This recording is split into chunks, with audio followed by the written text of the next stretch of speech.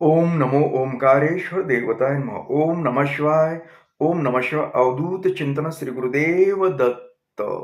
मंडळी, शंका समाधान या कार्यक्रमासाठी मी संगमेश्वर गिरी श्री क्षेत्र ओंकारेश्वर देवस्थान विलोद्यान जानेगाव येथून आपलं सर्वांचं हार्दिक स्वागत करतो. मंडळी, आज आपण एक स्त्री आणि तिची एकुलती एक मुलगी, हं? ह्या दोघी जणीच. आणि मुलगी अशा ठिकाणी द्यायची होती की तिथल्या लोकांनी मुलीला समजावून घ्यावं. हं? मग त्यासाठी काय करायला पाहिजे, हं? काय आयडिया वापरली, काय चातुर्य दाखवलं स्त्रीनं, हे आज आपण ऐकणार आहोत. कारण हे योग्य ऐकणं सुद्धा तुमच्यासाठी, कारण पुढील व्यक्तीची परीक्षा घेण्यासाठी हे फार महत्वाचं आहे. पण अशा गोष्टी, असं मार्गदर्शन कुठून भेटतं? जे का आपले गुरु असतात. म्हणून आपल्या पूर्वजांनी सांगितलं की गुरु करा, पण गुरु चांगले. नुसते देवदेव करण्यापुरते, अगर दक्षिणा घेण्यापुरते गुरु नसावेत. तर त्या गुरुनं आपल्याला वेळोवेळी जी आपल्या संसारामध्ये अडचणी येतात, आपण कुठे चुकतो, काय करायला पाहिजे, या गोष्टी सुद्धा सांगणं गरजेचं असतं. म्हणून गुरुची आवश्यकता असते, पण अशा गुरूंची आवश्यकता असते. तर या स्त्रीला गुरुनी काय मार्गदर्शन केलं आणि तिच्या मुलीचा संसार कसा व्यवस्थित झाला, अथवा त्या मुलीला चांगल्या ठिकाणी कसं स्थळ भेटलं, हे आज आपण या गोष्टीतून ऐकूया. थोडक्यात ही गोष्ट सत्य आहे. तर मंडळी, एक विधवा स्त्री होती आणि तिला एक एकुलती एक मुलगी होती. तर ती मुलगी, तिचं लग्नाचं वय झाल्यानंतर कुठल्याही आई वडिलांना, पालकांना काळजी वाटते की हिचं लग्न करून टाकावं आणि चांगल्या स्थळी करावं, आपल्या मुलीचं कल्याण व्हावं, असं प्रत्येक आई वडिलांना वाटतं. पण या स्त्रीकडे आता पुरुष मंडळी कुणी नव्हती. समजा मुलीचं आता पाहुणे कसे बघायचे, कसे असेल, आता ही एकटी स्त्री पडली. मग खूप चिंतेत होती ती स्त्री. मग काय होतं, तिने एक समजा गुरु होते केलेले, आणि त्या गुरुच्या आज्ञानुसार ती दररोज पूजा अर्चा अशा गोष्टी करत असे. कारण तिला कुठला आधार नव्हता. तिला एकच आधार होता, म्हणजे देवाचा. तर देवाचा आधार असल्यानंतर माणूस खूप संयमाने आणि खूप शांततेनं विचारपूर्वक निर्णय घेतो. त्याच्यासाठी देवदेव करायचं असतं.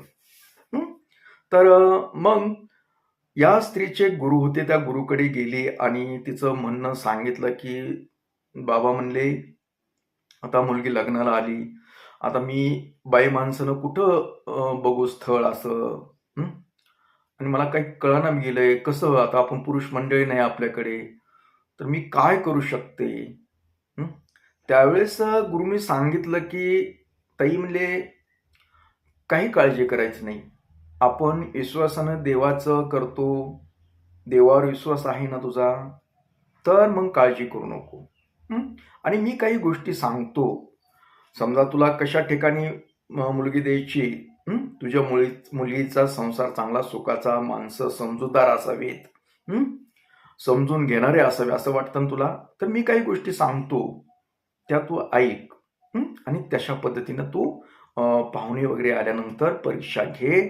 तुझ्या परीक्षेमध्ये जर उतरले तर लग्न करून टाक. मग काही गुरुनी स्टेप्स दिल्या होत्या, म्हणजे माहिती दिली होती, ते ऐकली तिनं आणि ती लागली कामाला. मग असं करता करता मुलीला स्थळ वगैरे येऊ लागली. तर गुरुनं सांगितल्याप्रमाणे ही स्त्री काय करायची, ज्या वेळेस स्वयंपाक करायची ना, तर स्वयंपाक करायची, मस्त व्यवस्थित मुलीकडून करून घ्यायची सगळं व्यवस्थित. पाहुणे समजा आले मुलीला पाहण्यासाठी की मग त्यांना जेवायला वाढायची. मग त्याच्यावर काय करायची ती, एक मुद्दाम एक पोळी करपलेली करायची, करपायची मुद्दाम, पोळी वरली करपून टाकायची, थोडीशी खराब कच्ची करपलेली असं काहीतरी, जेणेकरून ते खराब वाटावी आणि खाऊनी पण. आणि नेमकी स्वयंपाक झाल्यानंतर ज्यावेळेस वाढायले लोक समजा वाढायला लागले, की त्याच्यावर ते ताटामध्ये वरल्या कडीला एक कोरभर तुकडा त्या करपलेल्या कच्चा असणाऱ्या पोळीचा वरल्या साईडवर ठेवून द्यायची आणि बसायचे समोर जेवायला वाढून त्यांना. की मग लोक आता समजा वरी पोळीचा कुणीतरी म्हणायचं, कुणी केलाय स्वयंपाक काय, तर ती म्हणायची मुलीनं केलाय.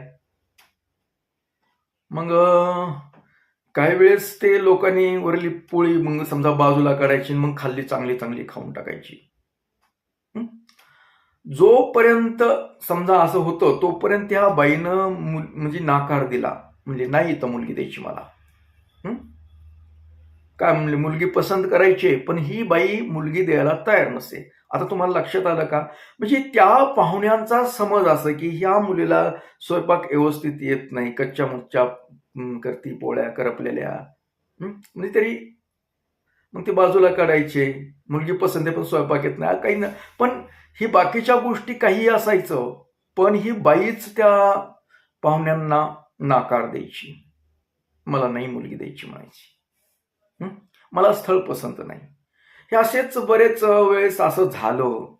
हिचं ठरलेलंच असं, पाहुणे आले मुलगी बघायला की जीव वाढताना वर खराब पोळी, कच्ची करपलेली पोळी वर ठेवून द्यायची अशी कोरबल आणि बाकीचं. तर हे असं चाललं होतं. मग एक स्थळ आलं. मुलगा आणि मुलाचा बाप म्हणजे वर पिता आणि त्याची बहीण असे म्हणजे घरचे लोक पाहायला आले. मग जेवायला वाढलं, मुलगी पसंत केली वगैरे. जेवायला वाढल्यानंतर हिनं ठरल्याप्रमाणे बाई ती करायचीच कार्यक्रम. वर करपलेली कच्ची वगैरे अशी पोळीचे तुकडे ठेवून द्यायची. मग मग ही प्रत्येकाचं निरीक्षण करायची. तर ज्या मुलाचा वडील होता त्याच्याकडे ती बघत होती. मग ते मुलाच्या वडिलांनी ते कच्ची पोळी पण खाल्ली, करपलेली पण खाल्ली. मुलगा असा तर वडिलाकडे बघायला, तर मुलाच्या वडिलांनी लगेच खुणवलं, खाऊन टाक म्हणले. म्हणजे असं खा म्हणले, असं केलं, खुणवलं. त्या मुलाने खाऊन टाकली. बहिणीने हे सगळ्यांनी बघितलं, तेच सांगितलं. म्हणजे सासऱ्यानं काय केलं, म्हणजे होणाऱ्या भावी सासऱ्यानं मुलीच्या, की म्हणला चलू द्या. मग की पुन्हा म्हणले आता कसं करायचं म्हणले पुढचं. तर ती म्हणली मला स्थळ पसंत आहे म्हणली. ती स्त्री काय म्हटली की मला हे स्थळ पसंत आहे. आता मंडळी तुमच्या लक्षात आलं असेल की या स्त्रीनं स्थळ का पसंत केलं, त्याच्या मागचं कारण सांगतो. ज्या अर्थी गुरुनी सांगितलं होतं, जो व्यक्ती घरातला प्रमुख व्यक्ती आपल्या मुलीकडून जरी चुकलं, काही जरी झालं तर सांभाळून घेणारा आहे. याच्या मागचा अर्थ काय होतो, म्हणजे ज्या अर्थी सासऱ्यानं ती करपलेली पोळी सुद्धा खा म्हटला सगळ्यांना आणि स्वतः बी खाल्ली, त्या अर्थी हा घरातला प्रमुख व्यक्ती, त्याच्या व्यक्तीच्या आधारावर सर्व घर चालतं आणि ही व्यक्ती सांभाळून घेणारी आहे. आपल्या मुलीकडून काही उद्याच्याला गलती झाली, स्वयंपाकात चुकलं अथवा कुठल्या गोष्टीमध्ये जरी चुकलं, तरी ही व्यक्ती आपल्या मुलीला सांभाळून घेईल. कळलं तुम्हाला? तर अशा रीतीनं ती स्त्री त्या ठिकाणी मुलगी द्यायला तयार झाली. मग काय झालं, व्यवस्थित त्याच्या पद्धतीनं लग्न झालं, सगळं व्यवस्थित. आणि आता तुम्हाला काय समजायचं समजलं का? तर जे माणसं समजा मुलींना सांभाळून घेणारे असतात ते ऍडजस्टमेंट करतात, चुका ऍडजस्टमेंट करून येतात. आणि जे कडक असतात ना, अगर त्यांना ते नाकावरली माशवी सोसत नाही, ते असं बाजूला. आणि ते दुसरे लोक काय करायचे, ते कोरभर पोळी बाजूला काढून नंतर बाकीच्या चांगल्या तेवढं खायचे. म्हणजे उद्याच्याला काय, या मुलीकडून चुकलं तर तिची चूक मान्य करणार नाहीत, याचा अर्थ असा होतो. तर अशा बऱ्याच गोष्टी आहेत की आपण निरीक्षणातून ते समजा अभ्यास करून समजा आपल्याला काय करायचं काय नाही ह्या गोष्टी ठरवू शकतो. हे पूर्वीच्या गोष्टीत, ह्या सर्व जुन्या काळामध्ये अशा गोष्टी काही वापरल्या जात होत्या. आजकाल मुली स्वयंपाकच करत नाही, रेडीमेड येतो बाहेरून. त्याच्यामुळे आजचं एवढं चालणार नाही, पण एक माहितीस्तव मी एक असावं तुम्हाला बी अशा पुरातन गोष्टी जी जुन्या गोष्टी होत्या त्याच्यामध्ये कसे लोक चतुर होते, कधी म्हणजे काय करत होते, परीक्षा कशी घेत होते, या बी गोष्ट कळण्याच्या गरजेच्या असतात. म्हणून मी आज हे कष्ट म्हणजे गोष्ट तुम्हाला सांगितली. तर कशी वाटली, काय वाटली ती जरूर सांगा, कारण ही मार्मिक होती आणि आवश्यक पण होती. ओम नमः शिवाय. ओम नमो ओंकारेश्वर देवताय नमः. ओम नमः शिवाय. ओम नमः शिवाय. अवधूत चिंतन श्री गुरुदेव दत्त. मंडळी, शंका समाधान या कार्यक्रमासाठी मी संगमेश्वर गिरी श्री क्षेत्र ओंकारेश्वर देवस्थान विलोद्यान जानेगाव इथून आपलं सर्वांचं हार्दिक स्वागत करतो. मंडळी, आज आपण एक स्त्री आणि तिची एकुलती एक मुलगी, ह्या दोघी जणीच, आणि मुलगी अशा ठिकाणी द्यायची होती की तिथल्या लोकांनी मुलीला समजावून घ्यावं. मग त्यासाठी काय करायला पाहिजे, काय आयडिया वापरली, काय चातुर्य दाखवलं स्त्रीनं, हे आज आपण ऐकणार आहोत. कारण हे योग्य ऐकणं सुद्धा तुमच्यासाठी, कारण पुढील व्यक्तीची परीक्षा घेण्यासाठी हे फार महत्वाचं आहे. पण अशा गोष्टी, असं मार्गदर्शन कुठून भेटतं, जे का आपले गुरु असतात. म्हणून आपल्या पूर्वजांनी सांगितलं की गुरु करा, पण गुरु चांगले, नुसते देवदेव करण्यापुरते, अगर दक्षिणा घेण्यापुरते गुरु नसावेत. तर त्या गुरुनं आपल्याला वेळोवेळी जी आपल्या संसारामध्ये अडचणी येतात, आपण कुठे चुकतो, काय करायला पाहिजे, या गोष्टी सुद्धा सांगणं गरजेचं असतं. म्हणून गुरुची आवश्यकता असते, पण अशा गुरूंची आवश्यकता असते. तर या स्त्रीला गुरुनी काय मार्गदर्शन केलं आणि तिच्या मुलीचा संसार कसा व्यवस्थित झाला, अथवा त्या मुलीला चांगल्या ठिकाणी कसं स्थळ भेटलं, हे आज आपण या गोष्टीतून ऐकूया. थोडक्यात ही गोष्ट सत्य आहे.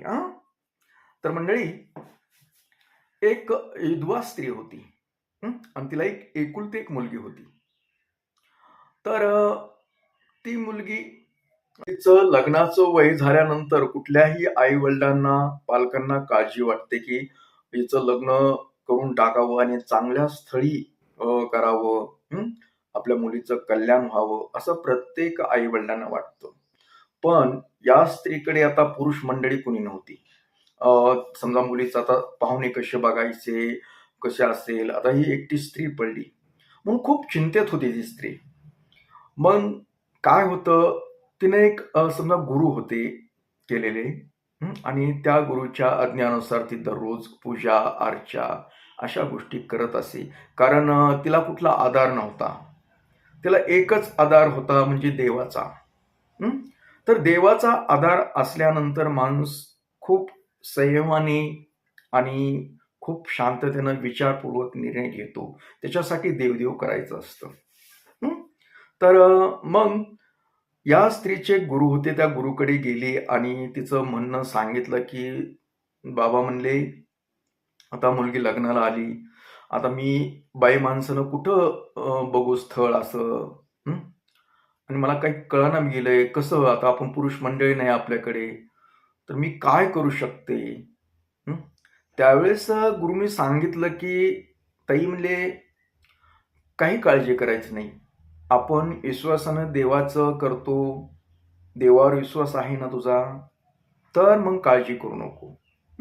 आणि मी काही गोष्टी सांगतो, समजा तुला कशा ठिकाणी मुलगी द्यायची, तुझ्या मुलीचा संसार चांगला सुखाचा, माणसं समजूतदार असावेत, समजून घेणारे असावे असं वाटतं तुला, तर मी काही गोष्टी सांगतो त्या तू ऐक, आणि तशा पद्धतीनं तू पाहुणे वगैरे आल्यानंतर परीक्षा घे, तुझ्या परीक्षेमध्ये जर उतरले तर लग्न करून टाक. मग काही गुरुनी स्टेप्स दिल्या होत्या, म्हणजे माहिती दिली होती, ते ऐकली तिनं आणि ती लागली कामाला. मग असं करता करता मुलीला स्थळ वगैरे येऊ लागली. तर गुरुनं सांगितल्याप्रमाणे ही स्त्री काय करायची, ज्या वेळेस स्वयंपाक करायची ना, तर स्वयंपाक करायची, मस्त व्यवस्थित मुलीकडून करून घ्यायची सगळं व्यवस्थित. पाहुणे समजा आले मुलीला पाहण्यासाठी की मग त्यांना जेवायला वाढायची. मग त्याच्यावर काय करायची ती, एक मुद्दाम एक पोळी करपलेली करायची,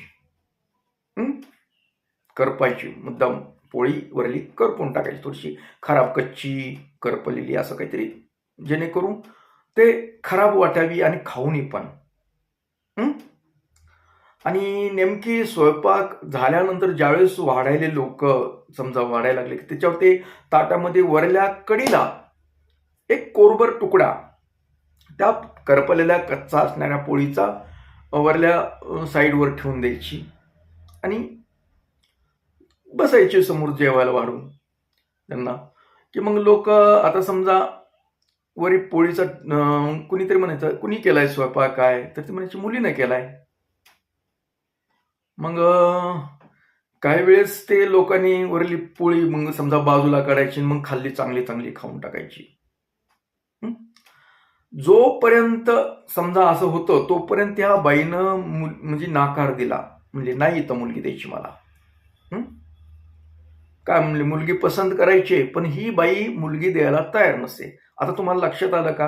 म्हणजे त्या पाहुण्यांचा समज असं की ह्या मुलीला स्वयंपाक व्यवस्थित येत नाही, कच्च्या मुच्च्या करती, पोळ्या करपलेल्या, म्हणजे तरी मग ते बाजूला काढायचे. मुलगी पसंत आहे पण स्वयंपाक येत नाही, काही ना. पण ही बाकीच्या गोष्टी काही असायचं, पण ही बाईच त्या पाहुण्यांना नाकार द्यायची, मला नाही मुलगी द्यायची म्हणायची, मला स्थळ पसंत नाही. हे असेच बरेच वेळेस असं झालं. हिचं ठरलेलंच असं, पाहुणे आले मुलगी बघायला की जीव वाढताना वर खराब पोळी, कच्ची करपलेली पोळी वर ठेवून द्यायची, अशी कोरबल आणि बाकीचं. तर हे असं चाललं होतं. मग एक स्थळ आलं. मुलगा आणि मुलाचा बाप म्हणजे वर पिता आणि त्याची बहीण असे म्हणजे घरचे लोक पाहायला आले. मग जेवायला वाढलं, मुलगी पसंत केली वगैरे. जेवायला वाढल्यानंतर हिनं ठरल्याप्रमाणे बाई ती करायचीच कार्यक्रम, वर करपलेली कच्ची वगैरे अशी पोळीचा तुकडे ठेवून द्यायची. मग मग ही प्रत्येकाचं निरीक्षण करायची. तर ज्या मुलाचा वडील होता त्याच्याकडे ती बघत होती. मग ते मुलाच्या वडिलांनी ते कच्ची पोळी पण खाल्ली, करपलेली पण खाल्ली. मुलगा असा तर वडिलाकडे बघायला, तर मुलाच्या वडिलांनी लगेच खुणवलं, खाऊन टाक म्हणले, म्हणजे असं खा म्हणले, असं केलं, खुणवलं. त्या मुलाने खाऊन टाकली. बहिणीने हे सगळ्यांनी बघितलं, तेच सांगितलं. म्हणजे सासऱ्यानं काय केलं, म्हणजे होणाऱ्या भावी सासऱ्यानं मुलीच्या, की म्हणला चलू द्या. मग की पुन्हा म्हणले आता कसं करायचं म्हणले पुढचं, तर ती म्हणली मला स्थळ पसंत आहे म्हणली. ती स्त्री काय म्हटली की मला हे स्थळ पसंत आहे.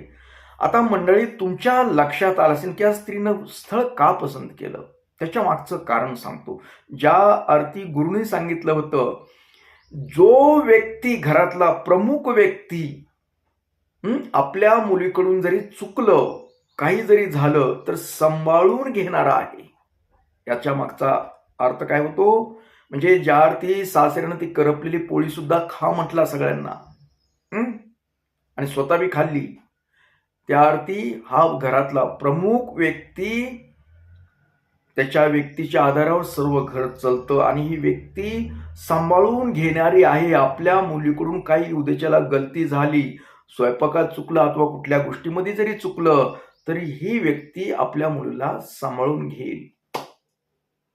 कळलं तुम्हाला? तर अशा रीतीनं ती स्त्री त्या ठिकाणी मुलगी द्यायला तयार झाली.